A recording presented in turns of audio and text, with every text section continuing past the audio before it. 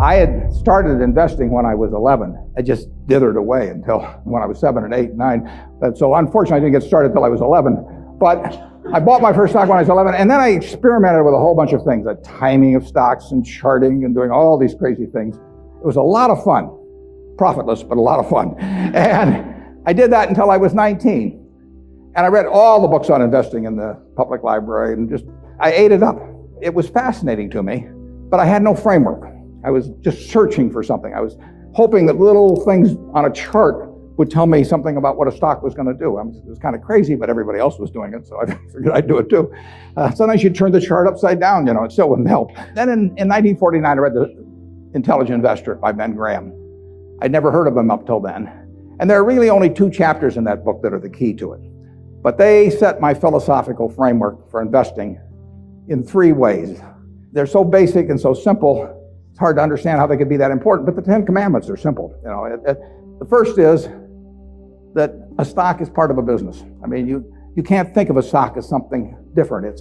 You value a business, and then you divide by the shares outstanding. But what you have to think about is what kind of a business are you getting into, what are its economic characteristics, who are its competitors, what's its management like, all of these things that relate to a business instead of a little ticker symbol.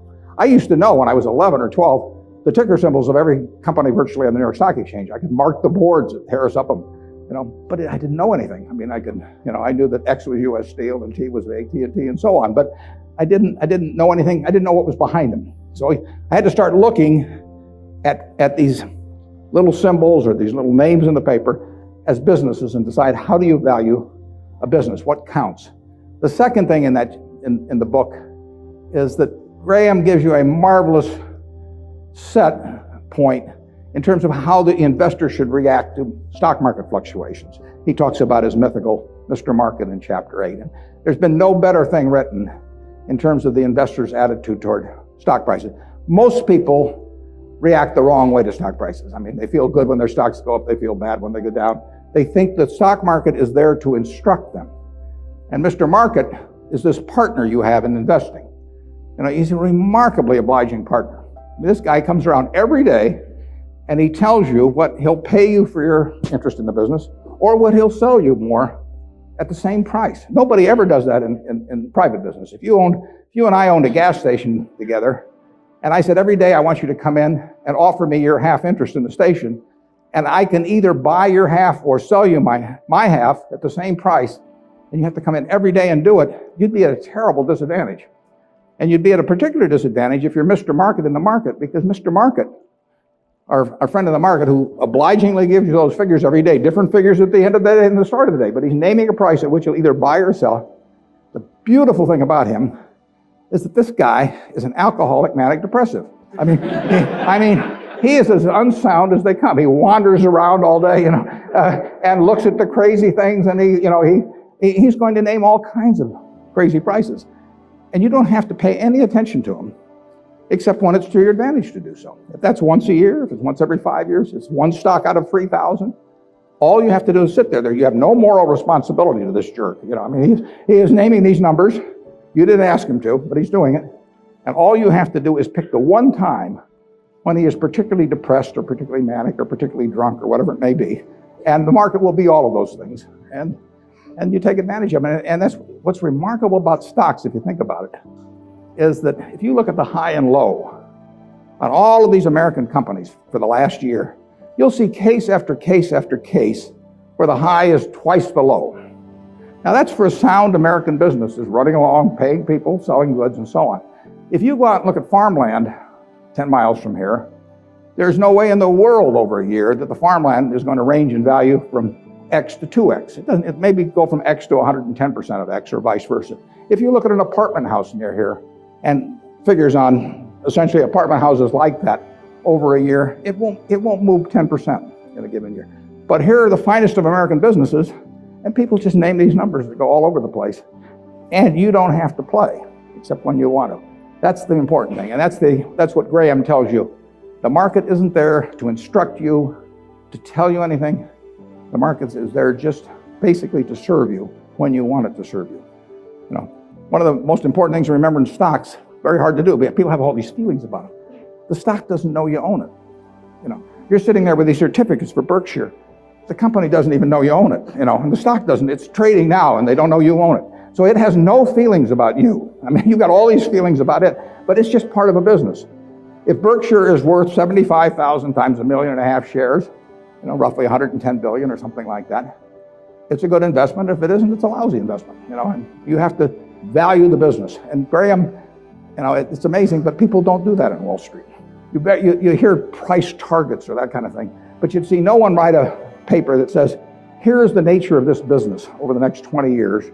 What should that business sell for? Forget about what it's selling for. In fact, one of the things I always like to do when I'm looking at investments is I like to look at them without knowing the price. Because if you see the price, it automatically has some influence on you. If you just sit down with the reports, if I get an idea about looking up a company and I get the 10Ks and so on, I would rather not know the price because I'd rather value it without knowing the price. When I used to handicap horses when I was a kid, one of the things I would do is I'd get the racing form ahead of time. And if there were 9 horses in a race, we'll say, obviously the probabilities of each one winning the race had to add up to 100%. I mean, one horse was going to win the race absent a dead heat or all of them dropping dead on the backstretch. So if you went through the racing form and I would look at the 3rd race at Hialeah, I would try to figure out the percentage chance of each horse winning the race, and that had to add to 100%. Then I would compare those percentages to the odds. But first of all, I wouldn't look at the odds first. I would look at the past performance and all of that thing first. Stock market's the same way. Third thing in Graham's book is the margin of safety. If you come up to a bridge and it says capacity 10,000 pounds and you're driving a 9,800 pound truck, you drive down further and find another bridge. I mean, nobody knows exactly what that capacity is, and sign may have been put up 3 years ago. So you always leave a margin of safety. You don't try to cut things that close. You wait till something kind of shouts at you in the stock market. And with those 3 principles, you can build all kinds of structures on that. But that's the foundation. And if you've got that in mind, and that's in the Intelligent Investor, I've never found anything that remotely compares with it. All 3 of the ones you can't get rid of one leg of the 3-legged stool and still have a good investment philosophy. But I would say that the most important thing over a long period and working with big money is to understand the business. Let's just say for the moment that you were given $1 million or whatever sum was necessary, and you could look around Knoxville or look around all of Tennessee if you want and buy into any 3 businesses, between now and a week from now, private businesses, not trading or anything of the sort. And you got a week to do it or you have to give the money back. What will you be doing during the next week? I mean, you can look at all these companies. Some of them you're quite familiar with. Some of them you're less familiar with. Some of them you know by reputation. Some of them you know the management. Some of them you don't. You know their competitive situation. What will you be thinking about during that 7-day period? How will you actually be screening these companies out? I think you'll look for 3 businesses, and you can't trade them after you buy them. You're going to own them the rest of your life. You're going to be looking for businesses that have enduring competitive advantage. You don't want to buy a Burger King franchise just because nobody's come within 10 miles of it yet, because Wendy's and McDonald's and all of those will be there pretty soon. I mean, it isn't necessarily who's earning the most money now. You're going to look for something with enduring competitive advantage.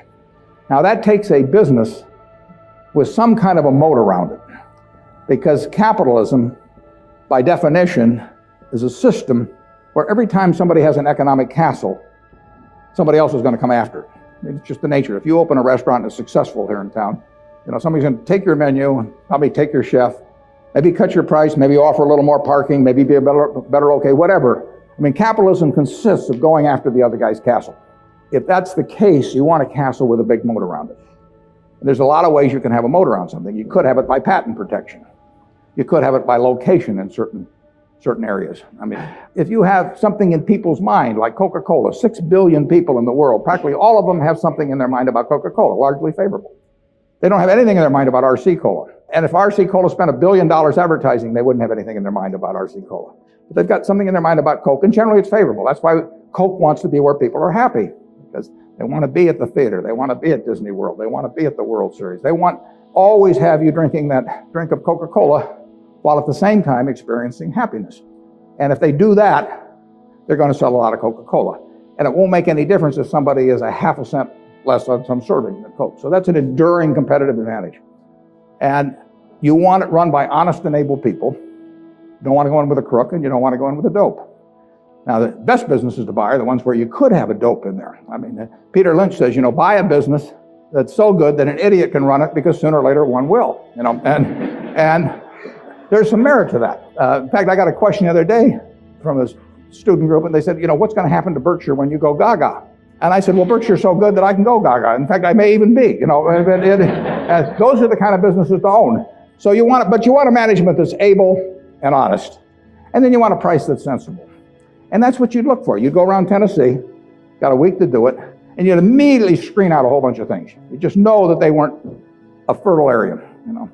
That's an important thing to be able to do, to know, just get rid of all kinds of things. There was a great article in the New Yorker 30 years ago when Bobby Fischer was playing Spassky in a famous chess match which drew attention around the world. And they examined how the mind could, with billions and billions and billions of possibilities, how it could group things so as to immediately cast it down to where you had like 4 options. And of course, when the humans play something like deep thought, or whatever the latest version is of the computer on that computer is making maybe 700,000 or 1 million calculations a second. And the human mind is competing against that, but the computer is checking every possibility. And the human mind somehow has this ability to cast out 99.999% of those things that the computer has to go through in order to focus on the 3 or 4 possibilities that really make sense. And investing's a lot like that. It's not that tough because there aren't that many companies, but you want to cast out all kinds of things. If somebody told me that my life depended on picking among the Dow Jones stocks a group of 10 that would be the best performers or outperform the index as a whole, I would spend my time thinking of the worst companies in there. I would cast out things, and then I would figure I left those behind, and that's an easier way to approach the problem, actually, than trying to pick the 10 best. If you were thinking about the state of Tennessee, there's a whole lot of things you wouldn't examine. You just figure they're too tough. You might decide, car dealerships were too tough. It's always going to be competitive. Who knows whether Ford or General Motors are going to be selling more cars 5 years from now, or whether there's going to be tariffs on foreign cars, or who knows. So you just say, I'll give up on car dealers. I'll think about something else. And that approach that you use there is the same approach you really want to bring to the stock market. You've got 3,000 companies tonight you can look at on the New York Stock Exchange. There's a valuation on every one of them. It'll change tomorrow. You don't have to play. Once a year, if you have 5 good ideas in your lifetime, you get very rich. I tell students sometimes they'd be better off if they had a punch card when they got out of school with only 20 punches on it. Because then, instead of listening to somebody at a cocktail party and then going out the next morning and buying some shares, they'd really think about every punch. That's all the punches you get. 20 punches is plenty. You just have to make sure that you don't do any of them for frivolous reasons. We never want to buy anything small at Berkshire. It just doesn't make any difference. We want to think about things that can move the needle. And that gets tougher as the capital gets greater. But that's the way to focus on investments.